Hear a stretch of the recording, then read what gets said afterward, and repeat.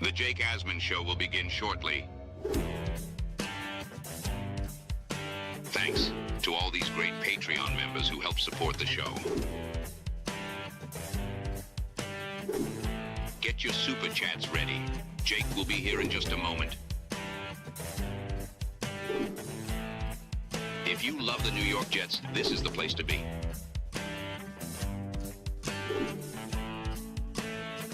And now, the Jake Asman Show. Today, we're breaking down which Jets players are going to break out in 2026. Jets insider Brian Costello shared his name to watch. We will talk about that and share our own. Matt O'Leary is going to join me. Lot to get into. It's the Jake Asman Show. Let's hit it and get it started. We sitting in here, we excited as hell. Now it's time to get to work. Are you a happy guy? Oh my goodness, let's go! I haven't felt joy talking about the Jets in a long time. When they announced it, I went, yeah!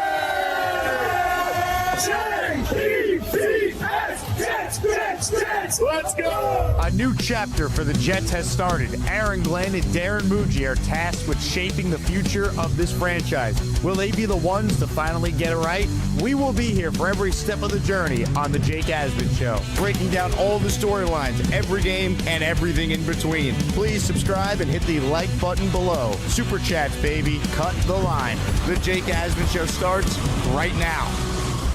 Here we go, Jet fans. Welcome in, everybody. It is indeed the Jake Asman Show, live on a Thursday. Click the thumbs up button. Make sure you are subscribed to the channel. And as always, we are presented by PrizePicks. If you're new to the show or you want bonus content, you want to find out about all the details for our events planned in Nashville, the Discord gets first come, first serve on all these events. Plus, it's a great way to stay in touch with your favorite Asmaniacs. To get access to the Discord, you join the Patreon. You go to patreon.com/Jake Asman Show. When you sign up for the year, you get 10 weekly raffle tickets applied. Thank you to Michael Napolitano, Colin Wolford, Robin Boy Wonder, Scott Piazza, Edward Morales, Gang Greenblood, R. Delgado, Joseph M., and Brandon Batts for being our most recent Patreon subscribers. You guys are the best, and the Patreon is one of the revenue streams we tap into to keep this show going year-round as we talk Jets on this channel twice a day, 6 times a week. Nothing like it. Let's go Jets. With that, we say hello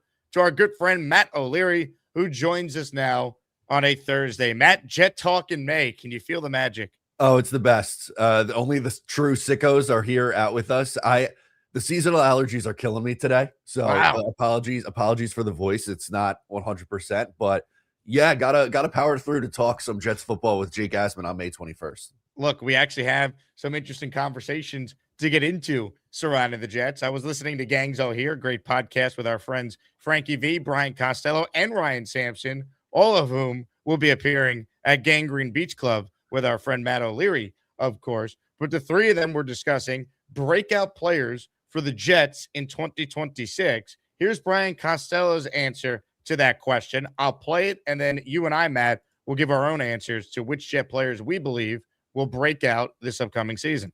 Who do you guys breakout candidate for the Jets? Yeah, I'm going to go with Mason Taylor. Guys, right now, Interesting. I didn't put him in my top 10. I thought about it. He's kind of on my next tier here. And the presence of Sadiq, I get it, is going to make people go, well, how much is he going to have? But I don't know. I still think this guy is really talented. He didn't have a shot last year because of how bad the quarterback play was. So it was very hard to evaluate him. I mean, we've talked about it. He got 1 touchdown pass last year, and it was from Brees Hall. So, right, that's like just an unbelievable stat. Right, and the other one I heard was, I think this was Samini, it was Brees Hall is the only player on the Jets who has more touchdown passes than interceptions. So, yeah. We're just pausing it there. This franchise is just unbelievable. So pathetic. My God. My God. Here's the rest of the answer. Yeah, but anyway, I think Mason, sometimes everyone gets excited about a rookie and then they kind of forget about them after the rookie year, like going the second season. And Aaron Glenn talked about him at the owners' meetings, being excited about what he can do. I still think with Sadiq here, I think they're going to figure out how to do a lot of 12 personnel and get both of them on the field and be creative. And I think Geno can utilize the tight ends. And I think, Kenyon Sadiq might take a little while to get used to the NFL. Mason Taylor's ahead of him. He's played the whole season ahead of him. So Mason Taylor's my guy, Ryan, as a breakout player for the Jets. So I like Kaz's pick there because I do think we are underrating Mason Taylor because there's been so much conversation about the return of Garrett from injury. There's been conversation centered around drafting Omar Cooper and, of course, taking another tight end in the first round to that room with Mason Taylor and Kenyon Sadiq. But I like Mason Taylor, and I think you don't really have a feel for what he is if you just look at the stats because the quarterback play was so bad. The stat they gave that, Mason Taylor had 1 touchdown pass last year, and it was Breece Hall throwing him the pass, kind of tells you all you need to know. So I like the Mason Taylor pick from Kaz. I could see him having a much better year 2 with the Jets, assuming Geno Smith is healthy and is still able to be a competent level player at that position. Yeah, I'm definitely not down on Mason Taylor. I know they drafted Kenyon Sadiq, and I think he's going to be the highlight of that tight end room. But don't sleep on Mason Taylor, man. Like, I thought, he showed some promising signs as a second rounder in year 1. And, just because he doesn't get like 70 targets or anything like that, but I think he'll be very useful in the role that he plays. And, like Haas laid out, there's going to be circumstances where both those guys are on the field at the same time. And Sadiq might be lined up more as a slot receiver, and Taylor's the inline tight end who blocks and then slips out for a screen, and you kind of just get him the ball in space and let him do his thing. But I know everyone's excited for Sadiq, and rightfully so, but I'm not down on Mason Taylor in the slightest, and I think that's a good call out from him. If Mason Taylor could go out there this season and he could go from 369 receiving yards to, let's say, Matt, he gets to 687 receiving yards, 55 receptions, and 5 touchdowns. Would you sign for that in year 2? Yeah, absolutely. I think that's a phenomenal season from him. I'd be all in on that. Again, like, I don't know if he's ever going to be a guy who puts up like 1,000 yards, but that's fine. Again, you need guys with different skill sets, and if he's going to be, in there as their more traditional, blocking tight end and still being an impact piece on this Jets offense, I would sign up for that stat line in a second for him. That was Dustin Keller's stat line in year 3 with the Jets. I used year 3 because year 1 he had Favre, he was a rookie. Year 2, Sanchez was very similar at times to what we saw from Justin Fields or Brady Cook for a lot of that 2009 year. The Jets ran the ball a ton. Year 3, I thought we got a pretty good barometer of the player Dustin Keller was, and I'm using that for my stat line of what I would like, because the Jets do have a decent amount of mouths to feed if they're going to incorporate Kenyon Sadiq a lot in the offense, which I think they will. Otherwise, why would you take a tight end 16th overall? Yeah, no, without a doubt. And that's why I think it's going to be really hard to predict pretty much anyone outside of Garrett Wilson for me in the receiving game. Like, he's going to get his, 90 catches, around 1,100 yards, hopefully more than that. But there's so many guys in that next crop, whether it's, Mason Taylor and Kenyon Sadiq, and Breece Hall is going to be involved in the receiving game. And obviously you have Omar Cooper and A.D. Mitchell. I think there's going to be a bunch of guys who are in that like 400 to 700 yard range. And I don't really know what the order is going to look like in the target share right now. Hit the like button if you're just joining us. Matt O'Leary with us here. We'll talk some Knicks later on in the show. I know Knicks fans are pumped up for game 2 at the Garden later. And people have been asking for some Knicks-related giveaways. We raffled away a Knicks playoff t-shirt yesterday. And how about this for a in-show prize? Walt Clyde Frazier signed Knicks jersey up for grabs for the greatest Knick ever, the Hall of Famer.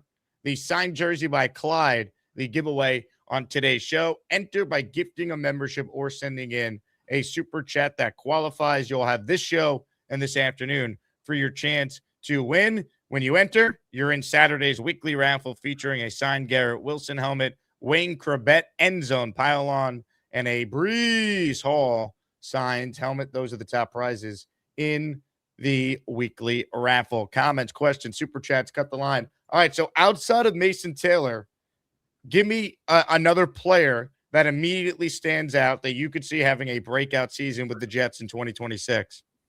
Yeah, in my mind, I have one on the offensive side and one on the defensive side, but I'll start with the offense. I think my answer was going to be Olu Fashanu. I think he's been, last year, his first full year as a starter, I think he's been solid. And Armand Membu got a lot of the attention because of how well he came in and played in year one. But I think we see Olu take that next step. It kind of took DeBrickashaw Ferguson just to make the comp to, the last time the Jets took a left tackle that high and we saw it progress well. It took him a few years before he really hit that stride and became like that Pro Bowl caliber player. And while I think Olu through his first 2 years has, like I said, been solid, I think he takes that step up into one of the better tackles in the NFL this year. I like that answer a lot. And I think you see it in the progression of a player at that position.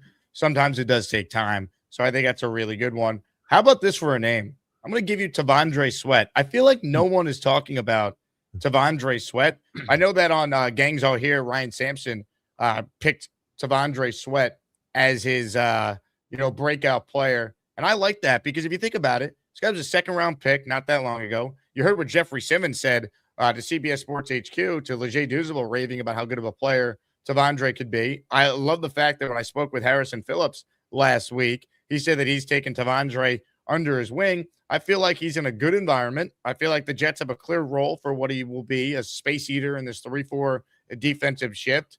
Guy's young, talented. I think Tavondre Sweat with Carl Dunbar coaching him, I think he's a name we're not talking enough about. I like that trade when they made it, and I think he's a name that we're going to look back on and go, wow, that was a really smart trade. This guy was a really good player for this team.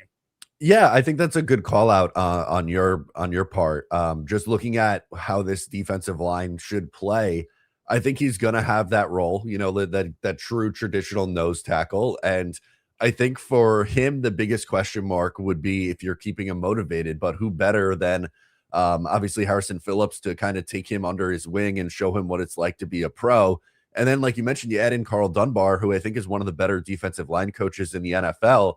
I think it's a no-brainer, right? And that is absolutely a player who's, still young, hasn't really hit his fullest potential, but I think the Jets will put him in a successful situation where he can go out there and do what he is best at. He wasn't going to fit in the Robert Saleh defense. So obviously they bring in Jermaine Johnson, who had a lot of success with it. I think that's a trade that honestly could be a win-win for both sides with the Titans and the Jets. But I think Tavondre is exactly what the Jets were missing on this defense, that true traditional nose tackle.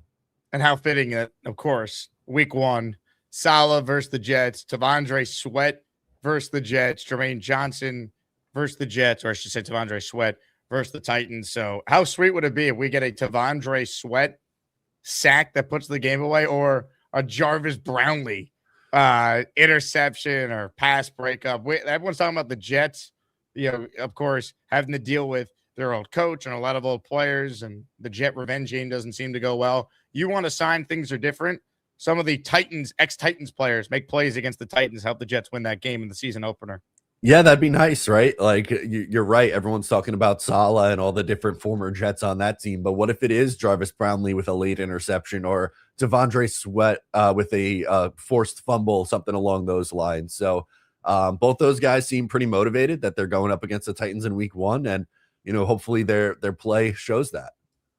Week one in Tennessee, folks. We have plans in the works. We will be there as Maniacs. We signed a deal with Barstool Nashville to host an event, a Jet fan pre-kickoff party the Saturday before the game. 4 to 7, Barstool Nashville. Full details are on my Patreon/Discord. We will announce it to the general public in the coming days. But if you want all the info early and want to lock in your spot, it's a free event. If you RSVP, you don't have to pay a cover. You could do that on a first-come, first-served basis by going to my Patreon and then joining the Discord, patreon.com/Jake Asman Show. Our giveaway today, Knicks fans, is a signed Walt Clyde Frazier jersey. So a super chat here from Peter Castro enters him in the Clyde Frazier jersey raffle for 4. Thank you, Peter. He says, Matt, our receivers are fine. We need good quarterback play and better coaching. I think by accident they've upgraded that quarterback. And I'm not sitting here trying to tell you Frank Reich is Ben Johnson, but I do think Frank Reich ultimately will be an improvement over the Jets' offensive coaching from a year ago with Tanner Engstrand. Yeah, I really hope that's the case. And kind of like how you just laid out, I don't know if Geno Smith is still the guy that he was in Seattle, but I still look at him as an upgrade, unfortunately, over what they had in Justin Fields and later Brady Cook. So that feels like you've upgraded. I don't think he's a long-term answer, but I think Geno can be an okay quarterback for you. And then with coaching, look, they have a lot to prove on both sides of the ball. Obviously, huge year for Aaron Glenn going into year 2 off of a 3-win season. They need to dramatically improve in order for him to keep his job and get a 3rd year. And, you brought up Frank Reich. I think the question mark for me is, can he get back to what he was doing in Philadelphia and the early parts of Indianapolis? Because I don't think it ended well in Indy and clearly didn't go very well in Carolina either. So, hopefully he could turn back the clock a little bit and get this offense just looking a little bit more normal. Wouldn't that be nice? A normal offense? Yeah, I'm not even asking for an elite. Like, just give me a regular run-of-the-mill 18th best offense in the NFL. I'll take it. You see the Jets posted Geno Smith getting some work in at offseason programs. Here's a swole Geno Smith. Let him rip, baby. I love it. Give me all this content, the Cade Klubnik at the rookie picture day, all of it. That's my God content for you. You want to talk about that. I put this together because I knew Jet fans just can't get enough. A little Cade Klubnik, NFL PA rookie symposium here. Matt, do you believe in Cade Klubnik after seeing these images? Yeah, I think after he slapped himself in the helmet 5 times, I now think he's going to be the franchise quarterback for the Eagles. Oh, my God. I do love the number 10. I can't lie. Good. It does bring back some memories.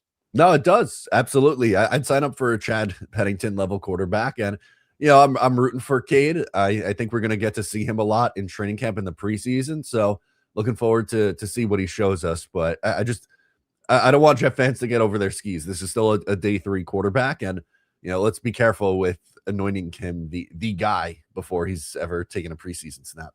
Jet fans getting over their skis? That never happened. Shocking. Yeah, I know. Shocking. Oh, my God. Cade Klubnik, though, looking good at the NFLPA rookie event they do every single year. Hey, I want to give a shout-out to one of our great listeners. Eddie Ray just sent me a Venmo. Eddie, a huge Knicks fan. He is in the raffle now for 2 because he Venmo'd me Jake-Asman. So he is in because he sent in $10 via Venmo. So he has 2 chances at the end of our shows today to win a signed Walt Clyde Frazier jersey. Say go New York, go New York, go! Go New York, go New York, go! Whoa, membership explosion here. Doc Jet fan, who's back from a trip to Italy. Glad you're back in the chat, Doc. He's in our Clyde Frazier jersey giveaway for 10. I might need to add some Knicks drops during the playoff run. Until then, we hit the Jet channel.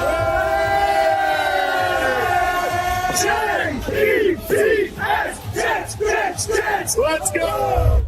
If you hear your name, these are from our friend Doc Jet fan, who made 10 of you channel members. Again, if you want a membership, the best way to get one is to like the video, subscribe to the channel, and make sure you have the setting turned on that you want to be eligible to receive a gifted membership, and you'll get all the perks of being a channel member here on YouTube. Sean Edreth, JoJo4, Nathan Schiffer, K-Panch, Squeaker28, APD23, Matt Mac 19, Lester 158, David N526, Sean Knack, Double Tap Comics, all receiving a gifted membership. And then how about this? Back-to-back 10 spots. Anthony Logerato, who is a diehard Knick fan. He is in the Asmaniac raffle for 10. Let's go. Say go New York, go New York, go! Go New York, go New York, go!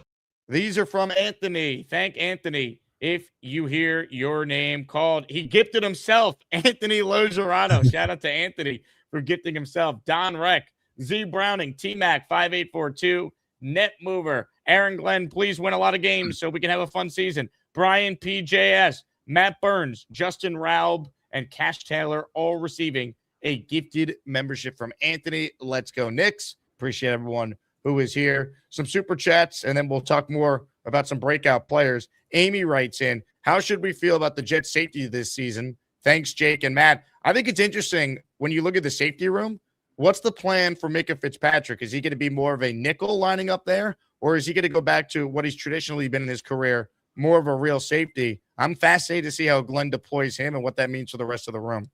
Yeah, I think that's one of the questions that I want to see answered. Also depends on where D'Angelo Pons ends up playing too, right? Kind of with his size, you have some who think he's going to play in the slot and others who think that he has a chance to win a job on the outside. So that's certainly a factor. I think him playing at free safety is probably the way for this to go. And then who's his running mate? I think your guess is as good as mine. There's a bunch of different guys that could rotate through. They brought in Belton, obviously, from the Giants. They drafted VJ Payne on day 3. They have Malachi Moore still hanging around, the veteran Andre Sisco. I'm hoping it's one of these young guys that wins the job. Who are you most confident in winning the job? Probably Belton. I would think, just because he has some of that starting experience. Sisco looked done last year, so I'm not really all that optimistic about him coming back, but I think Belton showed the most out of all the rest of the guys. Holy crap, Matt, it is exploding memberships here. Ted Ruggiero, he wants the jersey. Leader in the clubhouse, 20 gifted memberships. Hit the Matt O'Leary wedding Jets chant.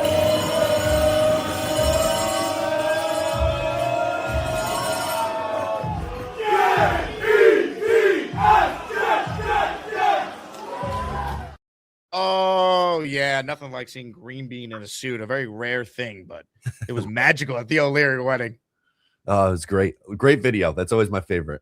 Love it. Hey, big shout out to Ted, longtime listener, and making it Rain Channel memberships. Here we go. 20 names to rattle off.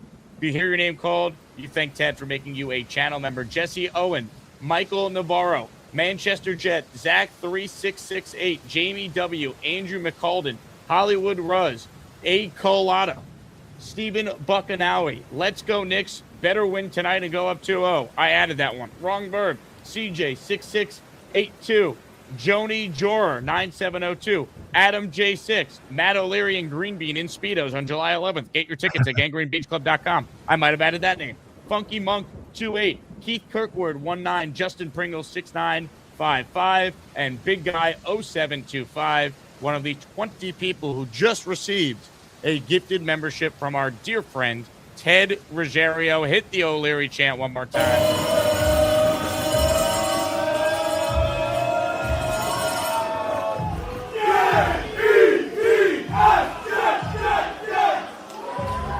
How about this? Jay Petito in for 10. A lot of people want a signed Wall-Clyde Frazier jersey I see today. 10 entries in the raffle from Jay Petito. Let's go.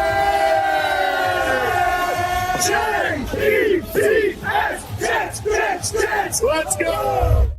Jay with a point on Klubnik. He says, live in Austin, and Klubnik's a local legend in the insane high school football landscape here. Thinking of hitting the Bears game this year since the weather should be okay for the Jets game. Go Jets. Well, Jay, I'll tell you what. If you go to Chicago, say hello to Beast for us.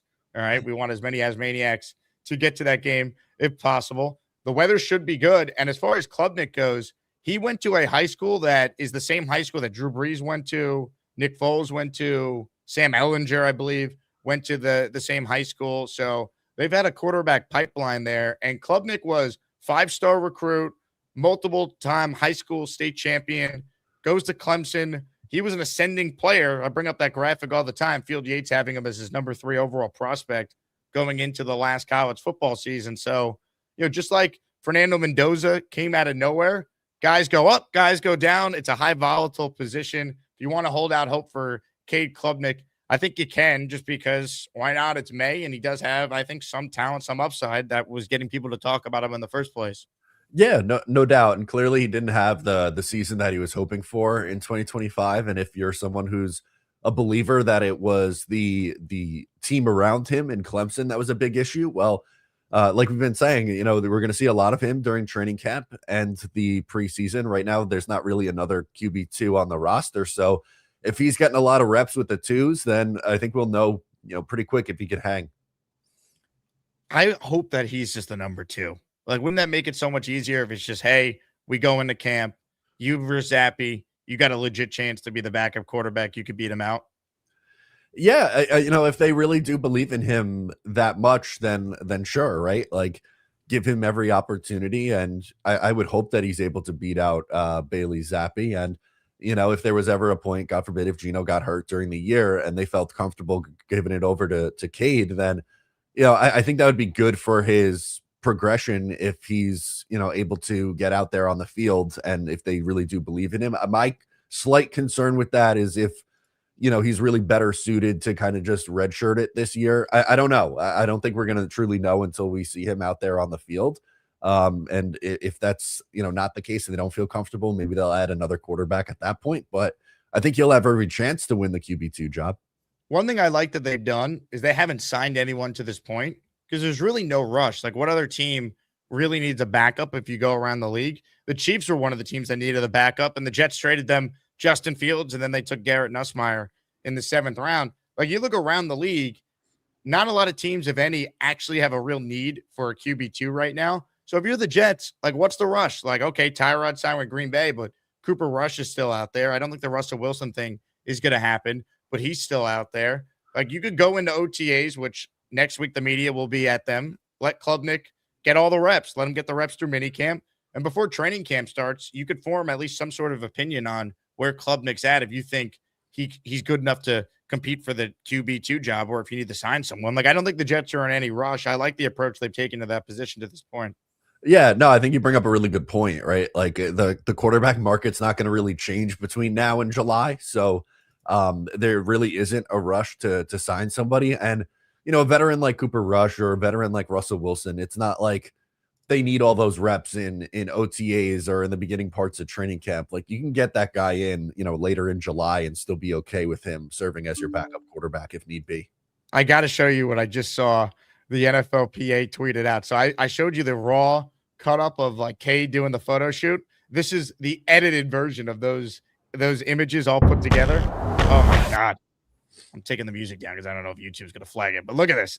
Does this not look like a franchise quarterback just on vibes alone? Look, the aura is off the chart. I'll tell you that. I mean, he looks the part. And it's also May, so I will try and convince myself. What else are we going to do in May here, Jake, than convince ourselves the 4th round quarterback is going to be the guy? Why not? Why not? Hit the like button if you're just tuning in. Matt O'Leary is my guest. Veteran Jet fan says, I think at worst, Klubnik's going to be a quality backup, has good all-around skill sets, smart and experienced, high character, plays turnover-free football. He does have great quarterback personality traits as far as the leadership, and I like the southern drawl that he speaks with. I've been impressed. And again, it's early, but if he ends up being a quality backup, that's a win for a 4th round pick. Yeah, no, it definitely is. I hope that's what he turns into. And I don't think anyone should be disappointed. And that's kind of the expectation I want, us to have as Jet fans. If, he's the backup quarterback here for 4 to 6 years and, has to spot start a couple times a year and is just, capable NFL quarterback, that's a win for you in round 4. If you get anything more than that, that's just, the cherry on top. But, if he could just be your spot starter or, like a Davis Mills type of quarterback like that they've had in Houston for a few years, then that's a win for me. Davis Mills is a great comp. If Klubnik ends up being Davis Mills, that is a home run draft pick in the 4th round. Because Davis Mills, he's a guy that could win you games and is like perfect for a backup. Like, teammates love him. I actually was still doing radio every day in Houston when the Texans drafted him and he had to start a lot that rookie year. Davis Mills is a great comp for Cade Klubnik. I think you'd sign for that in a second if that's what Klubnik ends up being. Right. And do you want Davis Mills to start 17 games for you? Probably not. But he came in and started 3 games last year and Houston went 3-0. Can you just come in and not have your season go off the rails? I would sign up for that in a second, honestly. If the Jets had Davis Mills the year they lost Rodgers, they might have made the playoffs. I mean, yeah, probably. I mean, you look at his numbers, 15 starts in 2022, 17 touchdowns to 15 picks. It's not great. The year before that, 16 touchdowns, 10 interceptions, but it was a lot better than what they were tossing out there those years. That's for sure. Pasquale in the raffle for 2. Let's go, Pasquale. They wrote me off. I ain't right back, though. My prediction for Klubnik is that he follows the Chad Pennington arc minus the injury, sits for 2 seasons behind a vet, becomes a starter in year 3. A guy can dream. Can he? Look, you never know. It's tough to obviously predict that far out. I do think the Jets are going to be in position to draft a quarterback in 27. So if it doesn't work out with who they draft, is there a scenario where Klubnik gets a chance? I mean, it's the Jets. Anything can happen at that position. Yeah, I think the path would be that they would take a quarterback in 2027 and through like a year and a half, like this isn't working. Let's go to Cade. And in the second half of like 2028, Cade goes off and you're like, all right, he's going to be our starter in 2029. I think that's really the only path that I see, right? Like, I don't know if he's going to show enough this year for the Jets to forego drafting a quarterback in round 1 next year. But I mean, it happened with Washington, right? With Kirk Cousins and RG3. They took RG3 at the top of the draft. And after a couple of years, they end up turning it over to Kirk Cousins, who became a pretty solid quarterback in this league. I think it's well said. We're presented by PrizePicks. Download the PrizePicks app. Just click the link in my description. Use the code HMA. Put $5 in, and you will turn that into $50 instantly in lineups. During my afternoon show today, I will put together a Game 2 Knicks-Cavs PrizePicks lineup. But since we're talking quarterbacks, Matt, I want your take on Geno Smith's numbers on PrizePicks. They are astronomically low. We're talking about Klubnik. It's almost like PrizePicks already knows Geno's either going to get hurt or he's going to be so ineffective that we're going to see Klubnik play a lot or someone's going to play a lot. Because for Geno Smith to not go more than 2,600 passing yards and throw at least 15 touchdowns, when you just look at his career, like blindfolded Geno Smith should be able to do this. Like these are exceedingly low numbers. Last year on the worst team in football, right? 3,000 yards passing and threw 19 touchdowns in just 15 games.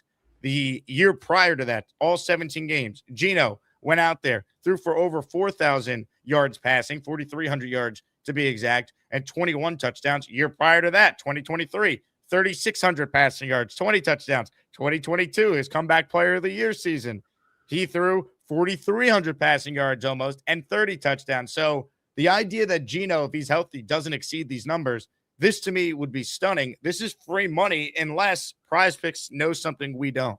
Yeah, I was going to say, right, like that's numbers he should hit if he starts like 11 games? I think he probably starts more than 11 games this year. If you were asking me to handicap that, I like more on both of those. I think, and he's gotten banged up. Like he played 15 last year and 15 2 years before that, but I don't see any reason that he can't be around 36 to 3,800 passing yards and somewhere around 20 to 25 passing touchdowns this year.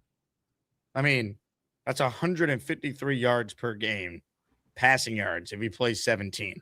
So let's say he's only going to play, I want to say 11 starts and be conservative, which I think still might be a little low. Like, then you're doing 600 divided by 11. 236 yards per game. Like, that's not even that much if the Jets are going to be throwing a lot with the weapons. I mean, Geno throws a lot too. Look at the attempts by Geno Smith. 448 last year, 578 the year prior to that, 523, 572 and 22. Like, this guy throws the ball a lot. Yeah, and if you toggle that over for per game, he's throwing like 34 times a game, and that's clearly not what they were doing last year. Justin Fields was throwing like 12 times a game, and they couldn't get by. So just by the sheer volume I think they're going to have in this offense, I think he should hit those numbers fairly easily. Put Geno Smith in your prize pick lineup, people. That is one way you could go about it. Comments, questions, super chats, cut the line. We're going to take some calls with Matt O'Leary coming up shortly here. Some super chats. They always go first. Doc with a super chat here. Shout out to Doc Jet fan. Is there any signing the Jets didn't make that you would have liked to have seen this offseason? For me, it's linebacker depth with Leo Chanel being the guy. Yeah, I agree. I don't love the fact that other than Demario Davis, they really haven't added to the linebacker room. Maybe they like Kiko Malagoa more than we do. I mean, I guess. There's still some guys out there, though. Like if the Jets were to add A.J. Milano, for example, or Bobby Okereke, I'd feel a lot better about that room if they do that. Yeah, me too. I think they're one guy away in that room. Like, love DeMario, but he's 37. There's obviously injury risk. What is Jamie and Sherwood going to be? And I'm not a big fan of Kiko Mawingnoa or Marcelino McCurry Ball. I think, Bobby Okereke is the name that I would personally look to add. I think, Matt Milano, just injuries at this point in his career. I don't know what kind of player he still is at this point, but linebacker is a spot that I wish they did more. I was surprised that they didn't either sign another body or use one of their draft picks on that position. Comments, questions, super chats, cut the line. Should the Jets add another linebacker? That is a topic of conversation, I know, amongst members of the fan base. Hey, shout out to our friend Bo C in the house. Bo knows. He says it's actually a good plan. Play Geno, see what you have. Keep Klubnik on deck as a viable option. Run the wheels off before 2027. No guess 2027. Well, I mean, look, if the Jets are out of it, they're going to see at the field at some point. It's just how it goes. Yeah, it depends, right? Like if they're 3-10 through 13 games, he's probably getting the next 4. But if the Jets are hanging around and like, I don't know, 6-7, they're probably going to ride it out with Geno and hope that they could win some more games. So it really depends on how this season goes. But if it gets off the rails quickly, I think depending on how he looks in the preseason, right? Like they might have a shorter leash if this guy comes out and plays well in the preseason and training camp. Doesn't it feel like how they start the year will determine how the rest of the year looks? Like they can't get off to a bad start and then have Geno play the whole year. They get off to a good start and then they're collapsing. You're not going to pull the plug on Geno because he got you off to a good start. Like, for example, the Jets in 2022 were 6-3. I don't know if they're capable of doing that with Aaron Glenn in his second year here, but something along those lines is what I'd be looking at. Yeah, but like, I don't know, even like 4-4 through 8 games, like that's probably enough for you to continue to ride it out with Geno and just hope that he, continues to show stability in the second half of the season. I think that's more valuable to this team than, pulling the ripcord and then turning it over to Cade Klubnik. Hit the like button. Make sure you are subscribed to my channel and Matt O'Leary's channel. Matt O'Leary appearing at Gangrene Beach Club. Him, Green Bean, Ryan, the full Talking Jets crew will be there. The Speedo competition will be in full bloom. Your thoughts on Green Bean Island? Do you think by the time we get to July 11th, Green Bean will have even more people believing the Jets are a playoff team? Yeah, we were talking on Tuesday on Talking Jets about this, and we were saying we were all going to be there. And I think we decided that this will be the last day for entries for Green Bean Island. So he has to convince people at the party by July 11th. The docks are closed after that. They're not accepting any new members. Your thoughts on how Green Bean looks in his Speedo here? Fantastic. And I love the Red Bull edition. It's just so on brand, so perfect. I think he would win the competition. The Speedo competition is coming, folks. Be there or don't, and you'll miss out on greatness. GangreneBeachClub.com to get your ticket. One other clip I want to play before we do some calls with you, Matt. This was Connor Rogers on Badlands the other day talking about a red flag he has for Glenn. I want to play it and get your thoughts, whether you agree with him. I think they're set up better for Glenn to be able to handle the defensive play calling, especially Dunbar being on the staff also helps a little bit in certain ways. But the elephant in the room that nobody wants to ask is Aaron Glenn good at calling a defense?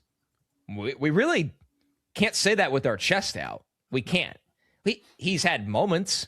It's not, though, like, look at the guy that just won the Super Bowl. Everybody in the world knew what that dude was all about on defense and Mike McDonald. Yep. And then it carried over.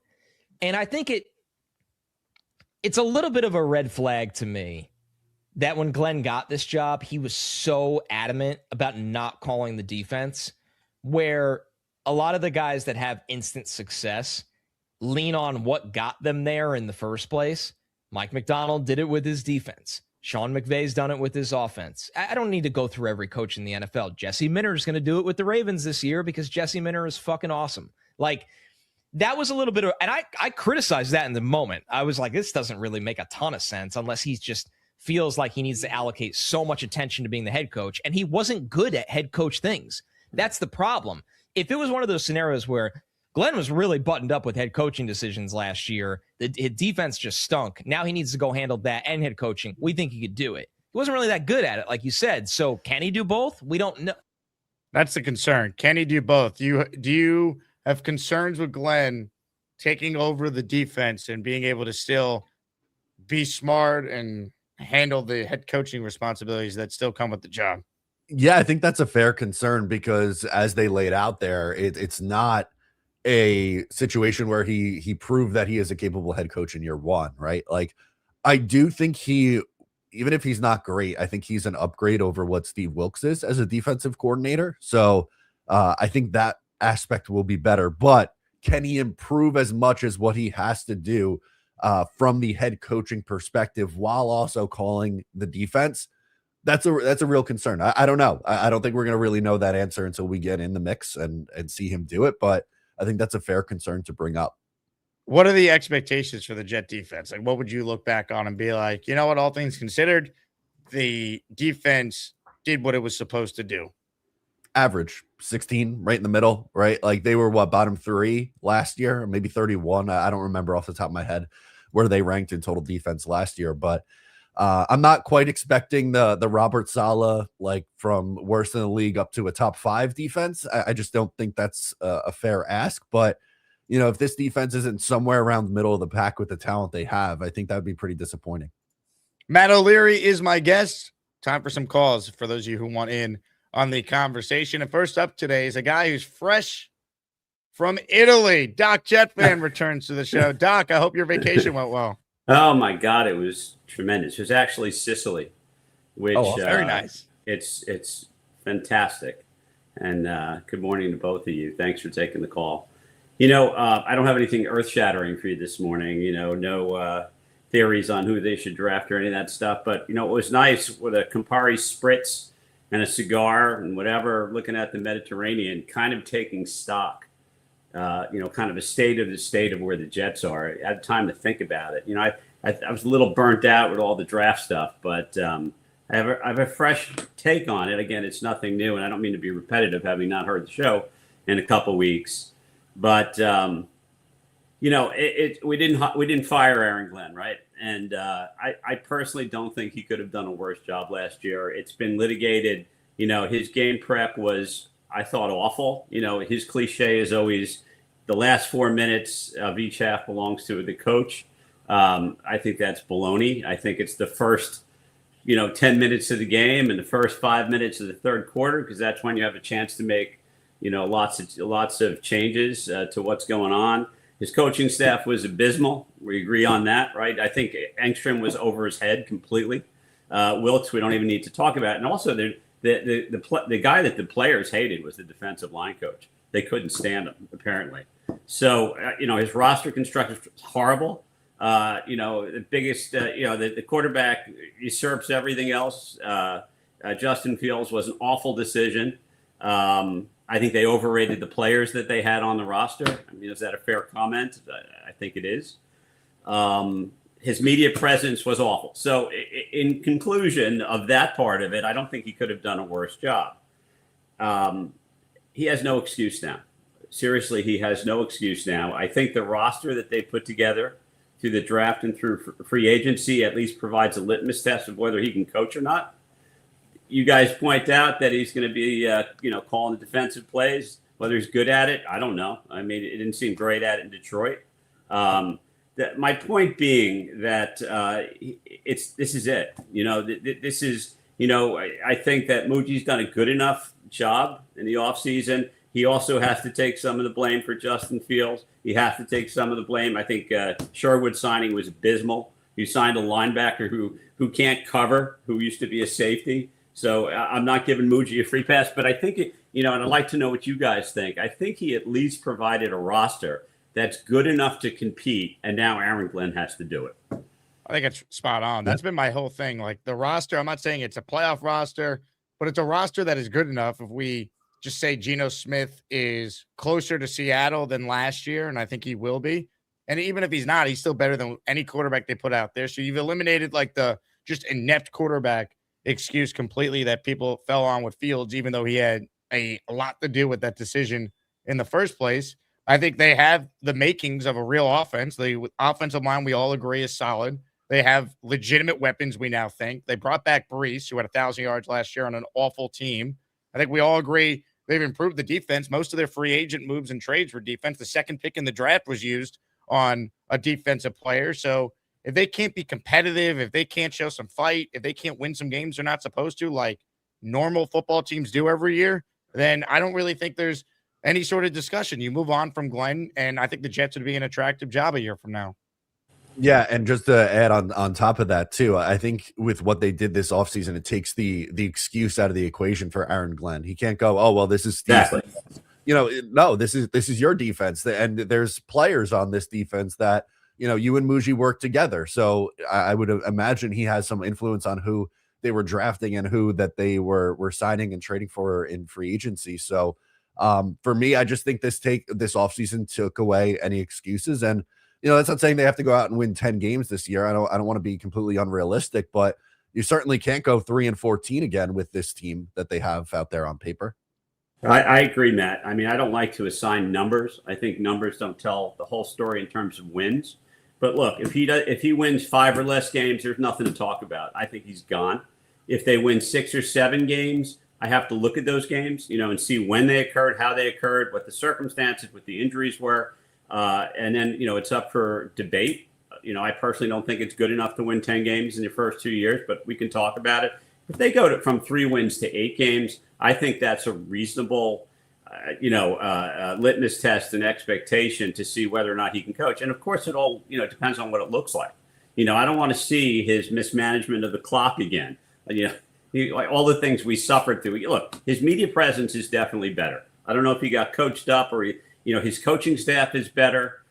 So they've cleaned up those sort of things. But that's just where I stand now. Sorry, I have nothing earth-shattering, but it's good to take a look at where you're at sometimes.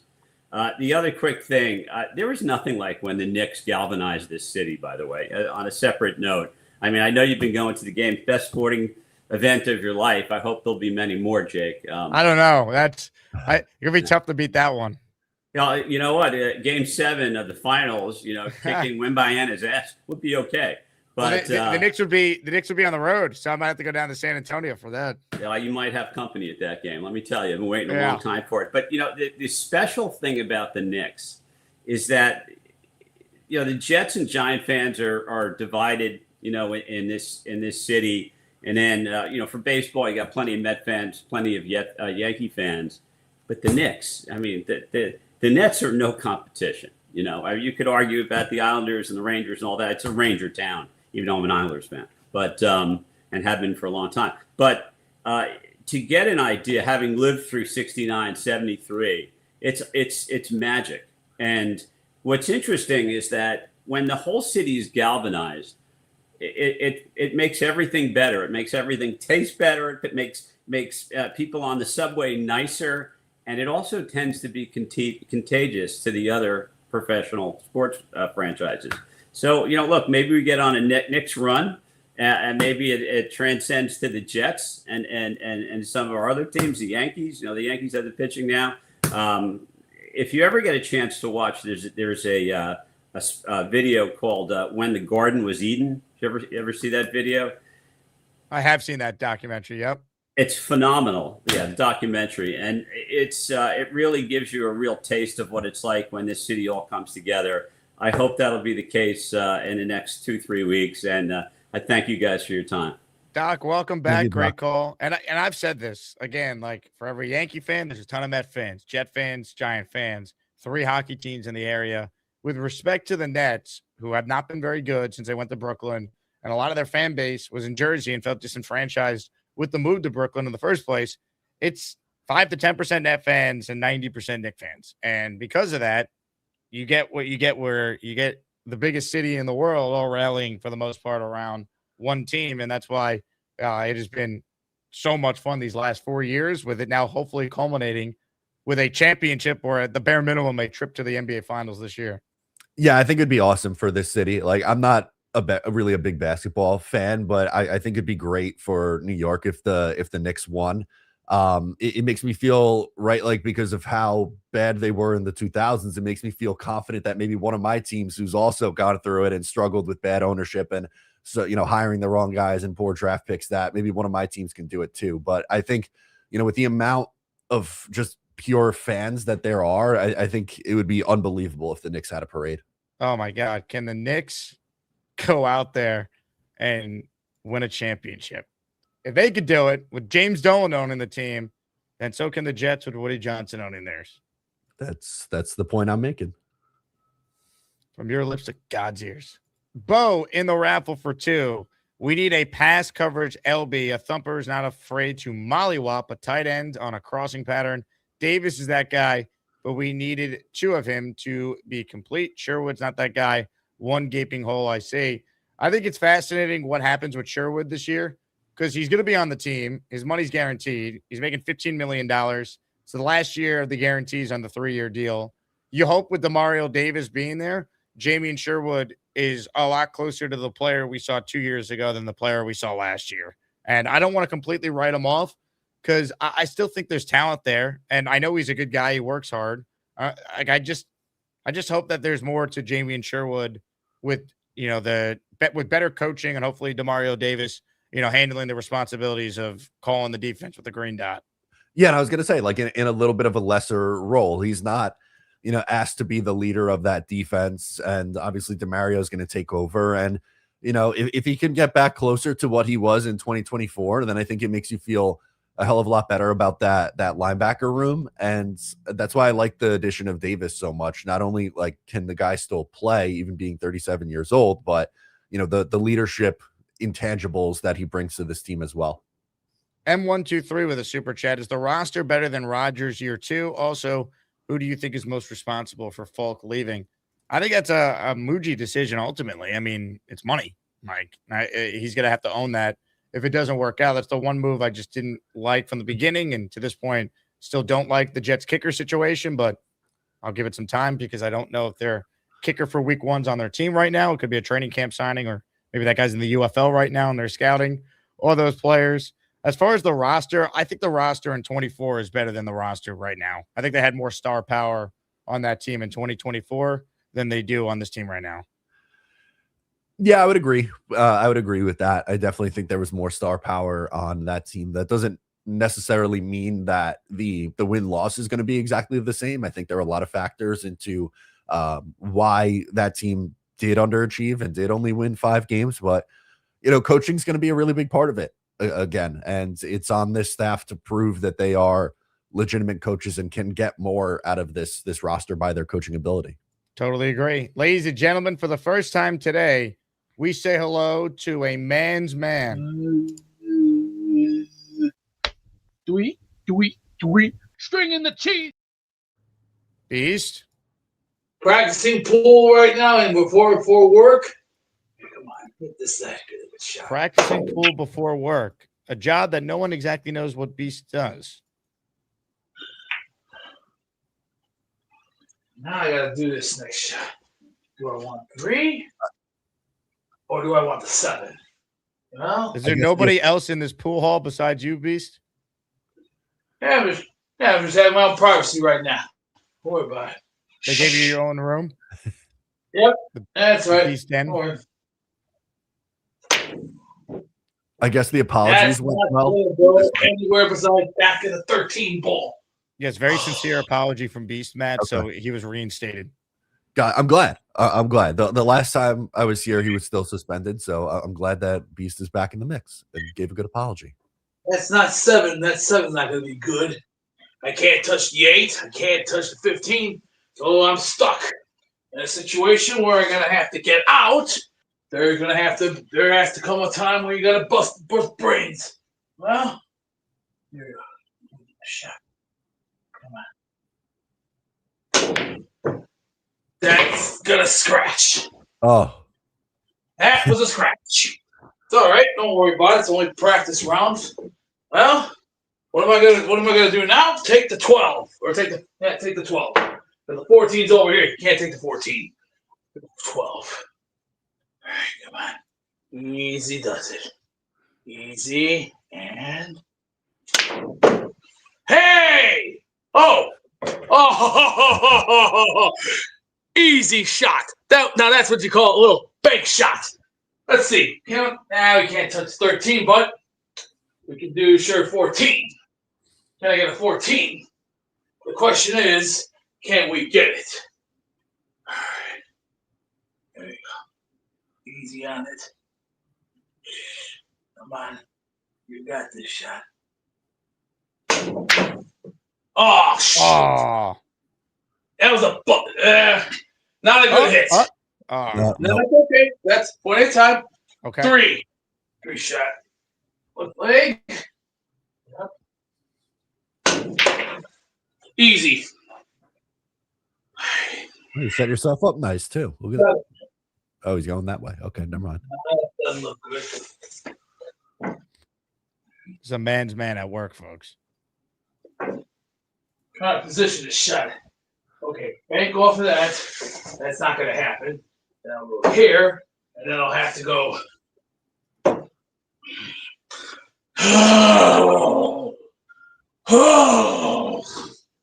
Well, do or die now.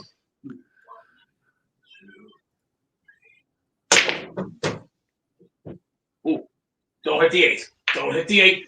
Oh, there she goes. Boom! Yeah. A boy, Beast. Let's go. Oh. Okay. All right. 13's in the way. 14 got to get rid of. Ooh. Finish strong, Beast. Give the people what they want. All right. Well, I'm not going to touch that shot yet. I can wait. We're going to clean up the 14 first. Clean it up. Get the fucking position. Damn. Sorry. Don't worry. We'll get out of it. No sides. No sides. Only counter shots. If I can bank it off. There you go. Don't go there. Don't go there. Uh-oh. Go, baby. Go, baby. Go, baby. Get no. Beast, do you have water nearby? You sound out of breath. No, don't worry.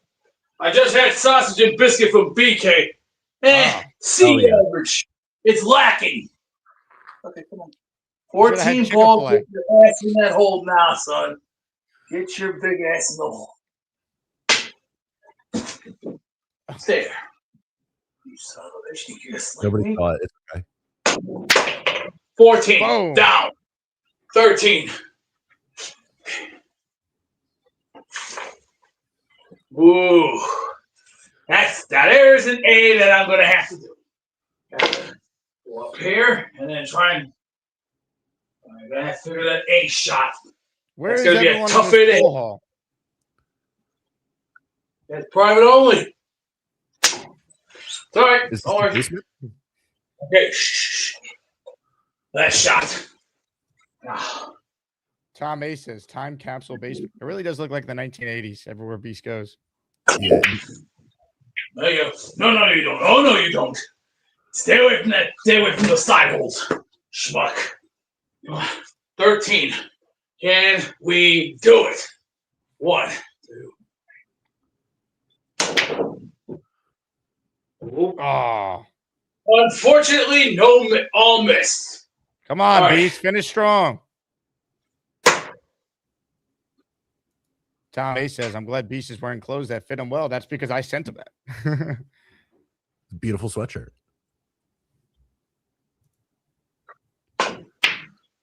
You little turd. Okay. All right. And Scarface wants it. Okay. You want to play rough? Okay. Say hello to my little friend.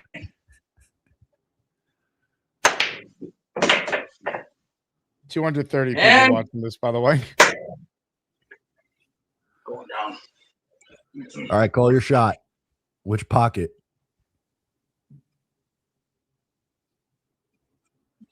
Tough shot. Come on. Hey! You little womp. You little geek. Ryan says, Beast Ghost opponent has filed an appeal to the Professional Billiards Association for his blatant disregard of the rules after mishitting the cue ball and subsequently grabbing and re-hitting the shot. That's not going to work. Okay. Let's see.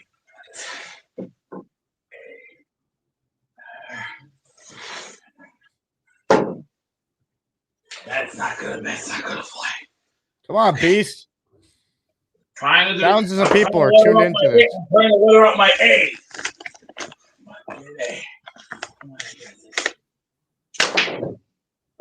Go up.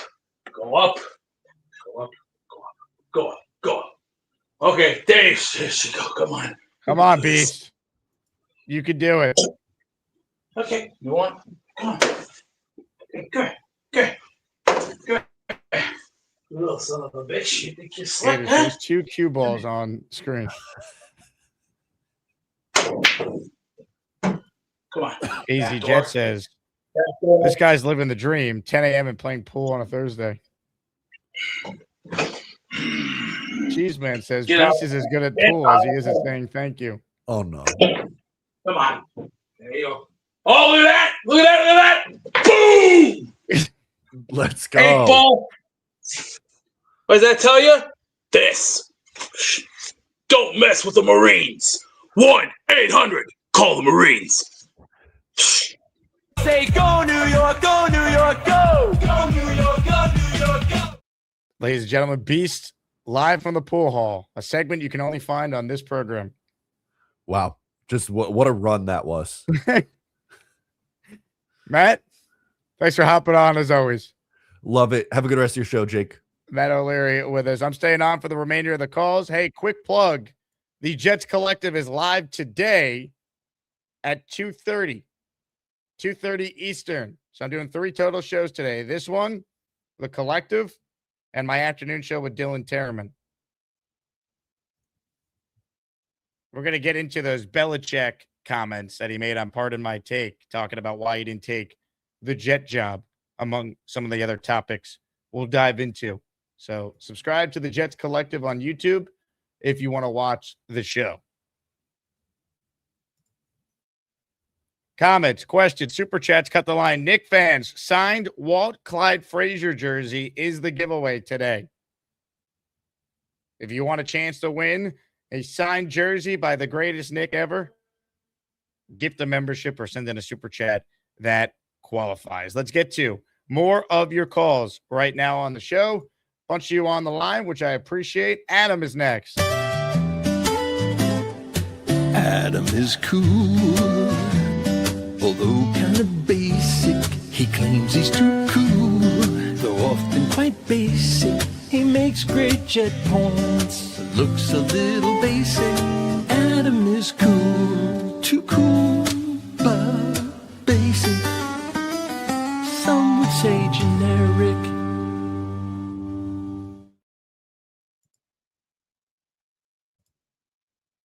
Adam, you're on mute. Sorry about that. How about now? Good. There you now. go. Yeah. Shouldn't Beast be in school? He's playing hooky, right? Beast is a man's man. How dare you? All good. We can all learn something, right? I had this fun, positive thought that given that that Frank Reich and the Jets have been so enamored with Cade Klubnik, I was just thinking, what if something good happened to the Jets for a change and Cade was ahead of schedule? Where to the point where he was actually quite competitive with a declining Geno Smith. Could you see a situation where he starts well before the bye week? I don't think he starts unless Geno either gets hurt or is so bad. I just don't see it.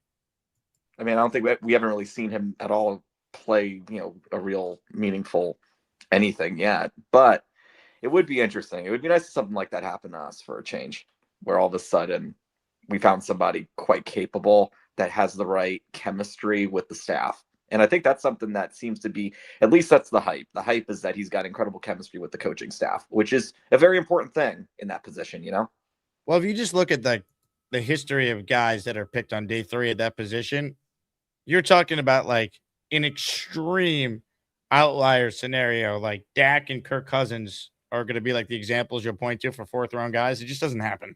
Yeah, it just doesn't happen. But, it does every once in a while. It would be nice if it happened to us. That would actually be quite cool. Be a good story when it was all said and done and good for us fans. So that was one thing. And then I guess the second take I have is if we think we need 1 linebacker, we need 2. Like we're just going to be – injuries are going to destroy that position inevitably. And we need more depth there if we think it's a weak link. You're not wrong. I do think they probably could use another linebacker because, again, Demario Davis is an ageless wonder, but at some point, like he's 38 years old, there's going to be a decline or an injury. Sherwood wasn't very good. I think they could use another veteran addition at linebacker, and I think they might still do it. Last year, Muji showed you that he's not afraid to address needs on the team a week before the season even begins with the Briggs and Phillips deal. Exactly. I mean, I would probably just stack up on that position in particular at the expense of like another special teamer. Like, do we really need a specialized kick returner and a specialized gunner? Like, do we need both of those taking up roster spots, or do we have enough capable talent now where, folks could do, both of those. They could actually like play most snaps and play as one of those roles. I just think hopefully we could do a little bit more, roster composition stuff as we get to the summer. But I still think linebackers is a place in need. So looking forward to seeing more of that and dreaming big on Cade Club. That guy, it would be great to see him overachieve considering what we thought when he was drafted. It would be. I just find it unlikely, but it would be awesome. All right, that's my positive stuff for the week. Back to the negative stuff later. Adam, great call. I appreciate you. Hit the like button, comments, questions, super chats, cut the line. Some want to know if after Beastbreaker is done at the pool hall today, will he start stringing the cheese or stringing the cheese? That's the question on everyone's mind. Stringing the cheese. Holy shit, ass maniacs. You know what time it is? Time to get to that beef static and string some cheese.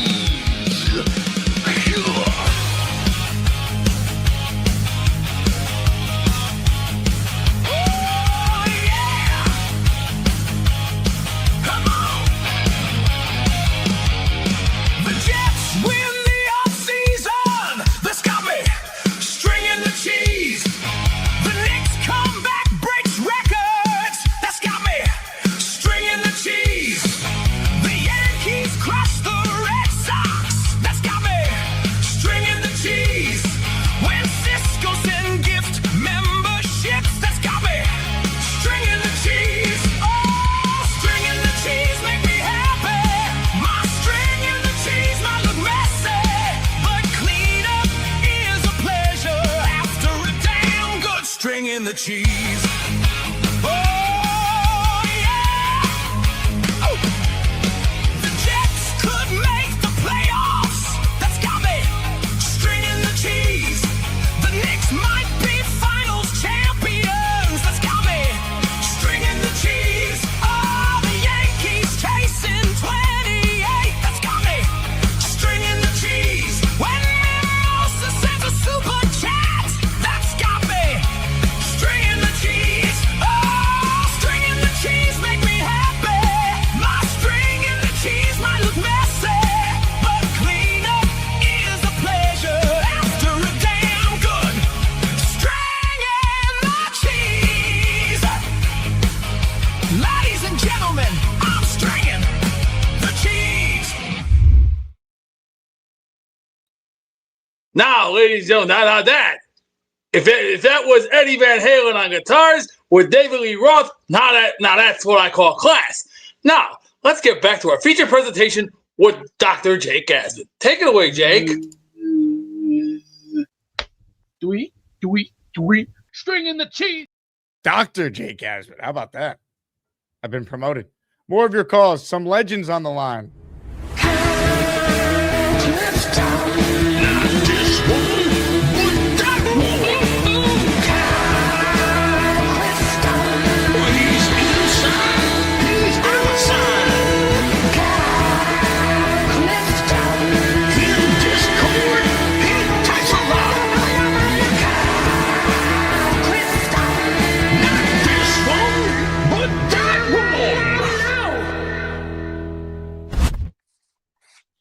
I had no idea you were so proficient on guitar or that you had an affinity for gay Sarah jerseys. And I'm a doctor. There you go. So, welcome back to the doc. I remember that when the Garden Was Eden documentary, but I think I might have seen it, but it's been a while. I'm gonna have to look and see if I have it on one of my streamers. I remember '94 very clearly. It almost killed me. I was out every night when I was living in the city, and between the Knicks and Rangers, there was no rest for the weary. So it's great to have some of the feeling without the pain. I've actually went on my FanDuel account and saw that I had some balance in there, so I've been playing some parlays on these conference final games and doing pretty well. So I'll be anxiously watching the Knicks game tonight for other reasons. As far as what you and O'Leary were talking about, and I joined the show late. He must have allergies at the wazoo. He does. Mason Taylor, I always looked at him like if we could get him to be Freiermuth or Freiermuth plus, that was the comp for him, right? And when Freiermuth has had his best years, he's been around, I don't know, 6 or 7 years now. He was a 60 catch plus guy, 10, 11 yards per catch, handful of touchdowns. I think he's gone for 600 yards or so. That's what you with adequate blocking. That's what you're looking for from that. That was my hope when he came out, Mason Taylor. I said that guy. I hope he's Freiermuth plus, and I wanted to know what you thought about that comp. I would sign for him to be Freiermuth. I think he's a really good tight end. Yeah, I mean, he's what you want from a pro offense, right? Like if he's not going to be the featured guy, he's a guy that's going to hurt you if you're not paying attention to him. He's a playmaker. He catches the ball. He's good after the catch. Reliable, solid. Like good teams have that type of player in their offense. Yeah. That's all I had. I just wanted to check in. You're a busy boy today, huh? The collective at the 2:00 hour and 2:30. Dylan later. Non-stop content today with the Jet Collective. Yeah, I'll see if I can tune in for Dylan's show. We have a birthday celebration for Clifton Jr. today. Oh, happy birthday to Clifton Jr. Yes, but have a great day, Jake. Kyle, thank you for your call as always. Gator nailed it with this comment. Kyle trying to make Jet points after 2 minutes of cartoon Jake stringing the cheese is quite challenging. But that's why Kyle Clifton was the #1 overall seed.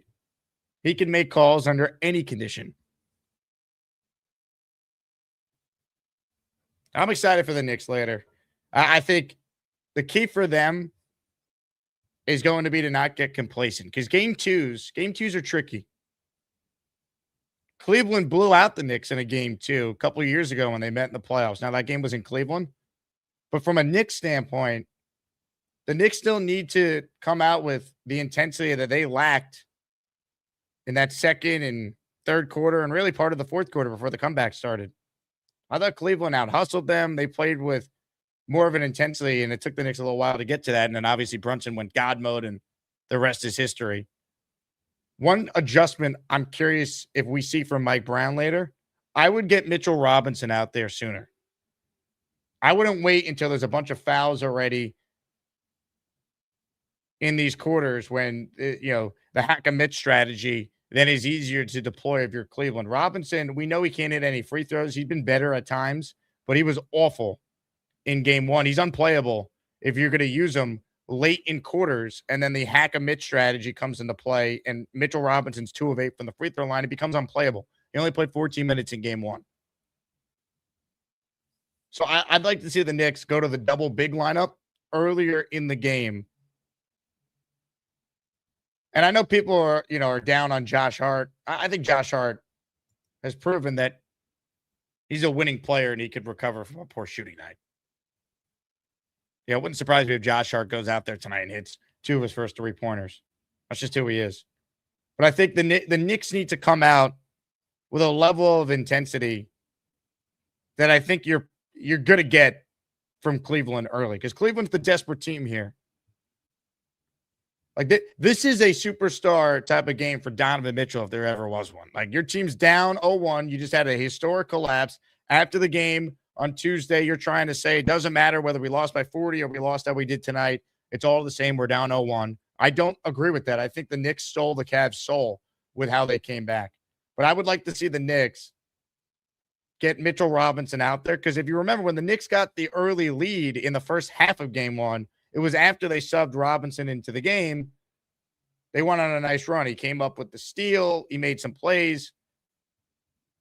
Now, I want to get Mitchell Robinson in this game quicker tonight so they can't start fouling and do the hack-a-Mitch strategy. Because if you get Mitch in when the Cavs are already committed 4 or 5 team fouls, they're going to foul a couple times, get into the bonus, and put Mitch on the line. So I'd like to see that adjustment early.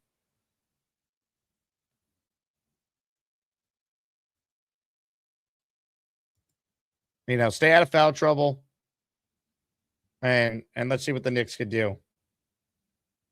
But I think the Knicks are the better team. I said that coming in. I don't know if I gave an official pick on the show. I really wanted to say 5. I think I went with 6. But like the Knicks, again, they're 6.5-point favorites tonight. They should be. And if they lost tonight, do I think the series is over? No, of course not. I still think the Knicks are going to be okay. But the quicker you dispatch of the Cavs, the better the chances are for the Knicks to actually win a championship. Because I think the OKC San Antonio series is going the distance. You knew OKC was not going to lose last night. I was at the Yankee game late, so I didn't get to see a ton of that game. I saw the highlights this morning. But you just knew the Thunder were not going to lose to the Spurs and go down 0-2, losing both games at home. So I think that series is going to go long. And the quicker the Knicks can dispatch the Cavs, the more rest they get, then you're taking on a Thunder and Spurs team that's not at full strength. They're just not. And then you really have a chance to win a title. With all the pressure being on the Thunder, if it's the defending champs, and the Spurs, because, it's Wemby, and here is his moment, all that. So that's kind of what I'm looking at tonight. Last chance to get in on today's show. Speaking of the Knicks, for those tuning in late, today's giveaway is an awesome one. People have been clamoring for some Knick giveaways. Signed Walt Clyde Frazier jersey. How about that? To start it off. That is the prize. Kyle Clifton, who just called in, he just earned 2 raffle tickets with a $10 super chat. Have Cavs plus 6.5 and OG for at least 15 points. So high scoring game, Cavs to cover, and OG at least 15. OG at least 15 is an interesting one because I do think we saw OG look a little rusty coming off the hamstring injury at the beginning of this game. I thought he was a little passive with some of his shots, especially from 3 that he would normally take. On PrizePicks, you can get OG Anunoby more than 15.5. I like that, Kyle. We'll go over on OG later when we put together a lineup. I'll take that from you.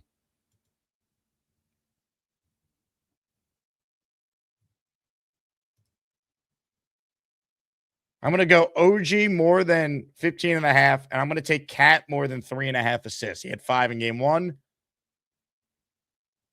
I think he gets at least 4 later.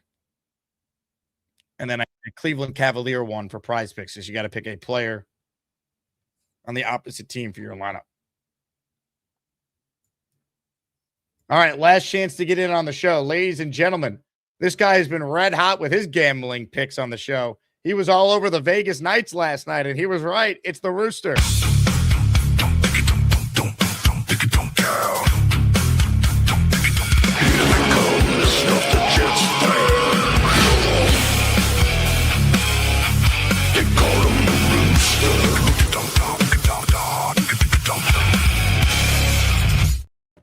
Love that.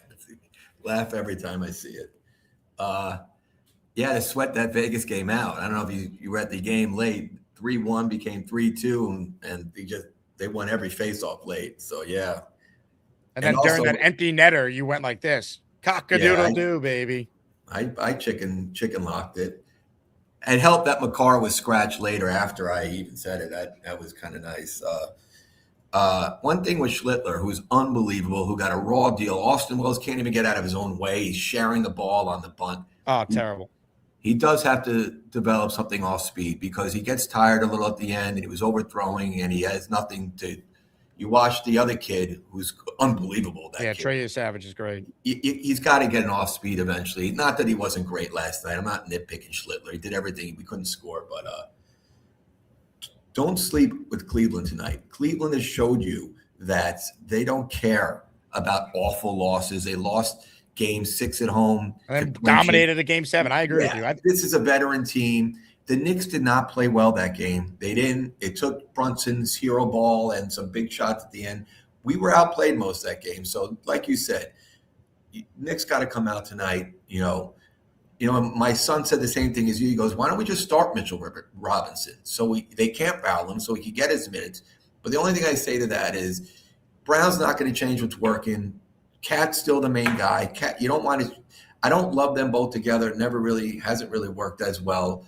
So you're just going to have to live with Mitchell Robinson, and hopefully he knocks down his free throws. How about that? He's not going to though. So get him in the game. 50%. He's shown he can do it.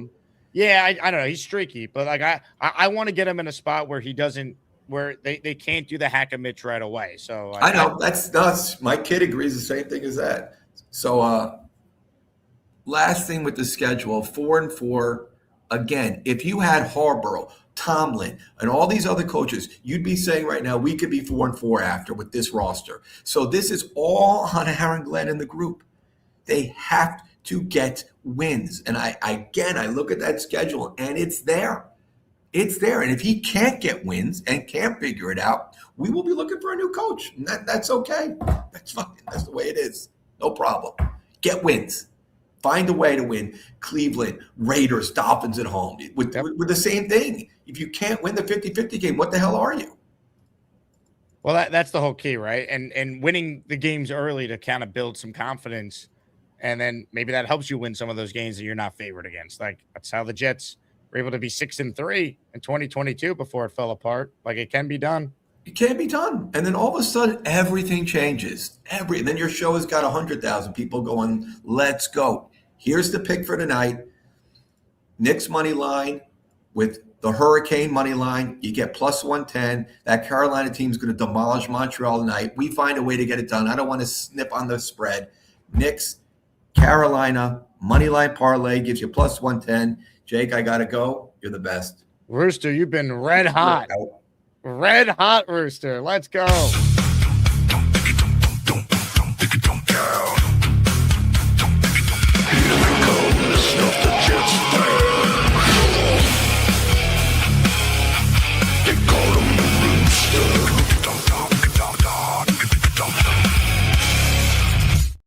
Rooster. The red hot Rooster, man. Speaking of red hot, back to the pool hall we go. Beast is standing by.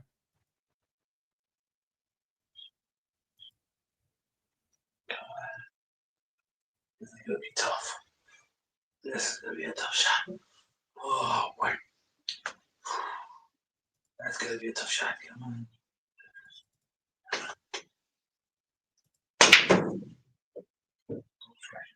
Don't try.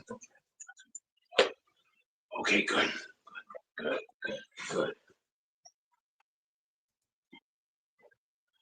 It's a shot.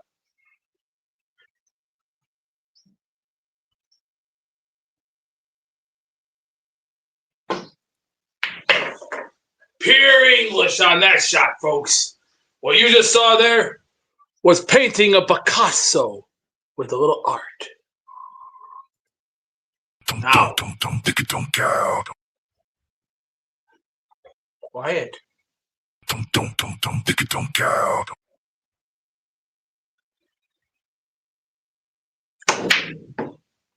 Shit. Get out of the way.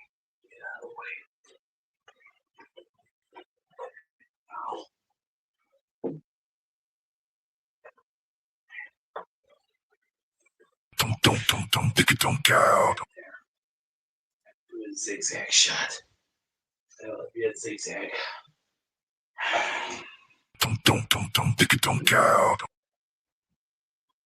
I heard that.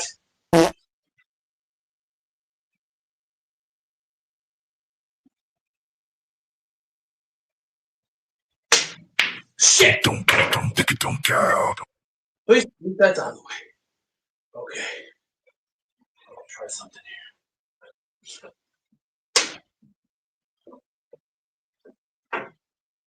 A shot. Where is everyone? Or is this your basement, Beast? No, this is a private place for certain people. One of my guys here. What's to the left of you or to your right? I'm trying here. I'm trying to make an IA shot on this. This is a impossible shot. You mean to tell me there's another human being in this room? No, it's quiet right now. Trying to do an IA shot. This is I, and then this last part's gonna have to be connected to an A.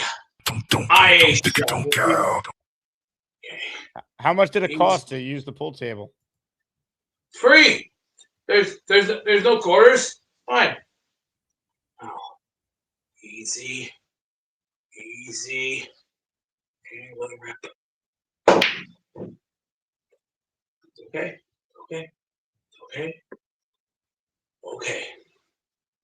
Now, try. B. And we have to slant that vehicle. Ooh. We're gonna have to go 45-degree angle. 45-degree angle up to 465. Oh, this is gonna not be as easy as it looks.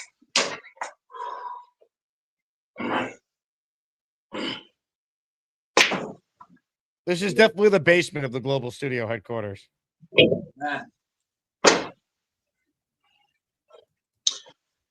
Hey, no, this is Burbank. Burbank. Burbank. Burbank's in California, Beast. No, I'm in Illinois, Burbank.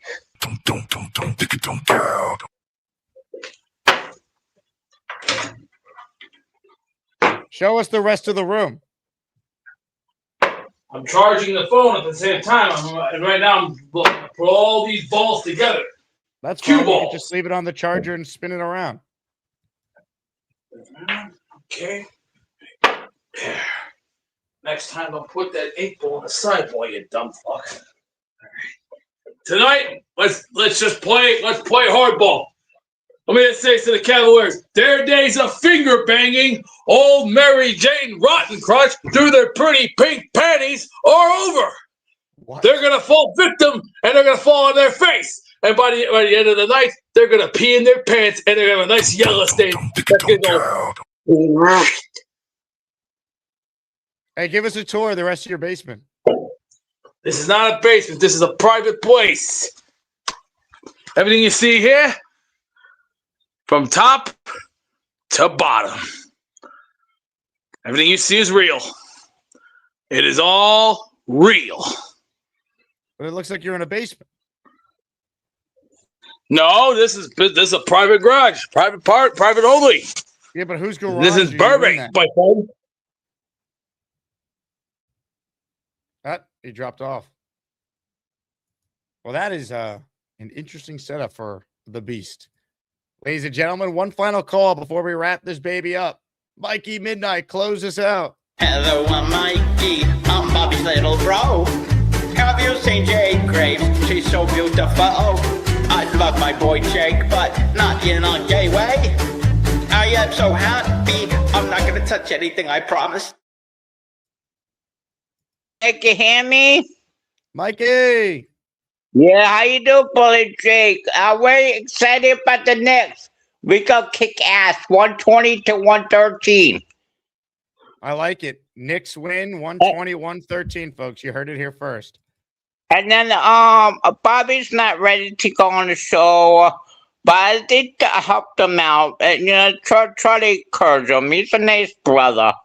He's a good brother, I think it's difficult times sometimes to express himself, but at least I got to see him today. He's a little bit better, though, And then,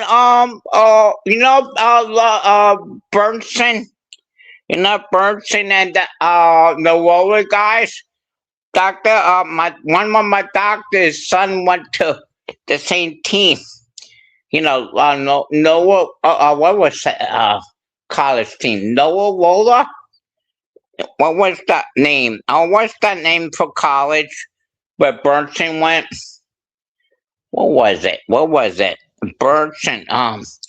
What's the college? Villanova. Yeah, and then I want to get an autograph for all of them because they know Dr. Satson. They know Dr. Satson. Because I don't know how to get autograph for them. I know you go to, what time is the game tonight, buddy? 8 p.m. Yeah, and who's going to the Jets game with us? I'm going to the Jets. And then, what about Gator, my buddy Gator? I don't know if he's on the show with you yet. I like to talk to Gator. I love Gator. He's in the chat right now. He's my homeboy. Yeah. Tell him to come on. Homeboy. And then Nick Shine loves me too. We just try to So Bobby's not ready yet, but I think he's gonna get better. I know he will. He's a good brother. I don't know what's happening, but I saw him today. Gave him some stuff for the store because He hasn't it's my called in yet. brother. Yeah, no, I went to Burger King today, Jake Osmond. I tried to get a coffee. My other new friend came, bought me breakfast over there with my small coffee. Yeah. Yeah, and then I got free refill too. I thanked him. He said, "Don't worry, pay me back, cause you're a good guy. Cause I remember you at the Brattleboro Hospital." He said, "I didn't have to pay him back. It was $5.21, but I want to pay him back cause he's a nice guy. He's an older guy." But he said, "Don't worry, I won't. You don't have to pay me back." So I think that Knicks go win the whole thing. Well, who's favorite? The Oklahoma, the other Spurs. I think Spurs should win the whole thing, and the Knicks got the whole thing registered. Is that true? Well, the Spurs aren't the favorites. They're the second favorites. The Thunder are -110. They're the favorites. Then the Spurs. Then the Knicks. I want the Spurs. I just want the Spurs to be.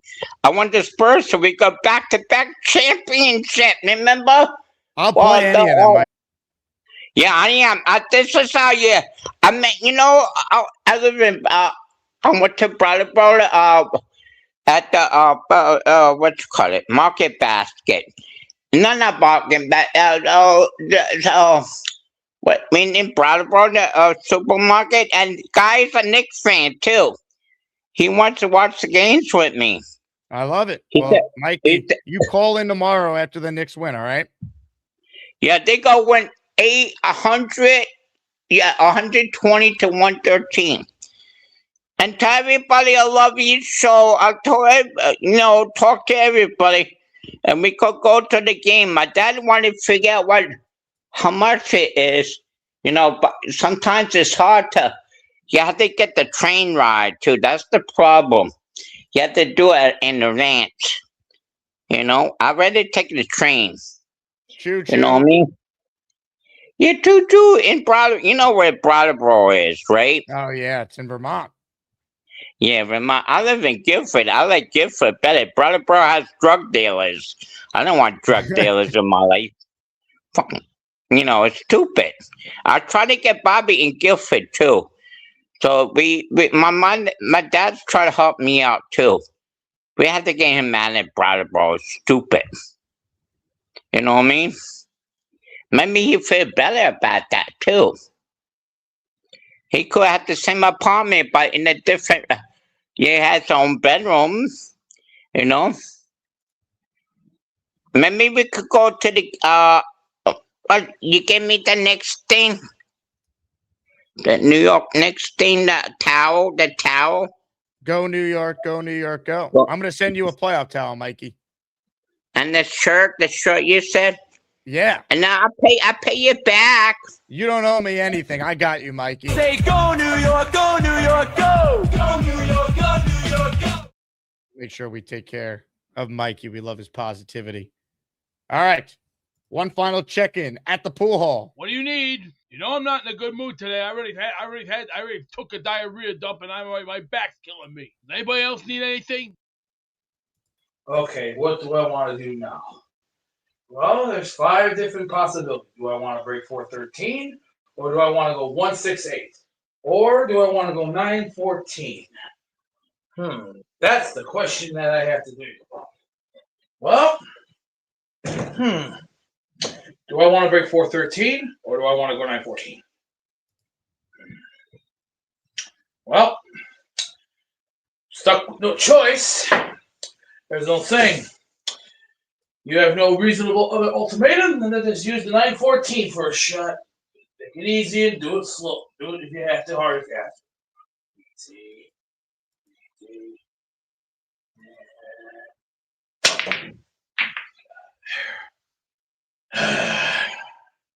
Okay, that's one way of doing it.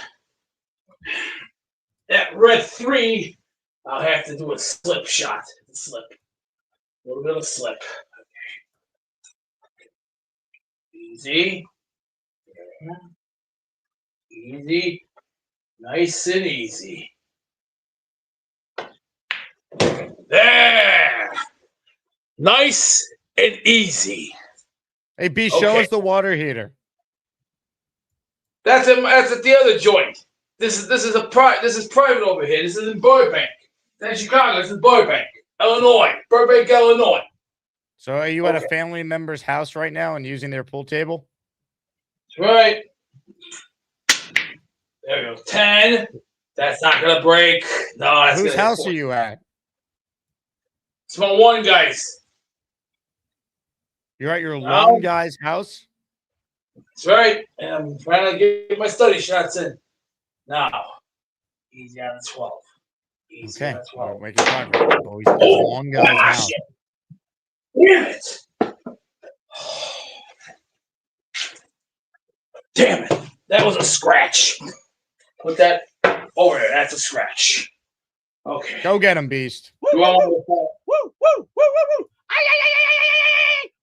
All right, I got to run. We are doing 3 total shows today, and we have the Knicks later. So I'm back today, 2:30. Check out the Jets Collective, Samini, BT, and myself, 2:30 Eastern. We are live. Be ready. It's going down. And then 4:30, roughly, on my channel, Dylan Terraman joins the fun. Big thank you to Matt O'Leary, who came on in his usual weekly spot. You guys are the best. Thanks for watching. We will talk to you soon. Let's go, Knicks. Join my Patreon if you haven't. We have info about our Barstool Nashville event, and info on our tailgate for Nashville is coming soon. Plus, I'm going to begin to get a head count for those who want to join us at the annual Asmaniac home game for the Jets and the Dolphins this year on October 25th. So everything is happening. You guys are the best. JETS, Jets, Jets, Jets. Talk to you on the Jets Collective. Let's go, Knicks. Yeah, I ran out of oregano. I was like, ow. You know how that fun is? It never ends. Yeah. It's always one thing after another. You know how that works. Yeah. All right, what do we got here for grand total? 28.45. 28.45. I'll take care of you. Don't worry. 1 second. 1, 2, 3, and 4. He just told us his pin. Service with a smile. That is the sexiest thing you're ever going to see.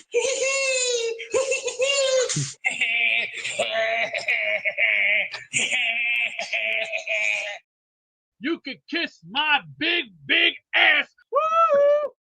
I got gas right now. Oh. I am not a meatball. Don't let go of the rope. What rope are you talking about? This whole team looks like it's shot to shit. Who the hell do you think you are? I am. Time to grow balls. Grapefruit-sized balls. I don't like grapefruit. I don't like seafood because I get allergic to it. And so I break out in goddamn hives because I got problems with that. Happy New Year! Hey, here's the deal. Just got no chance unless you click on that like button. And you got to make sure you subscribe to the Jake Asman Show. You don't, you can get the f*** out. Now let's go, Asmaniacs. We're built for this shit.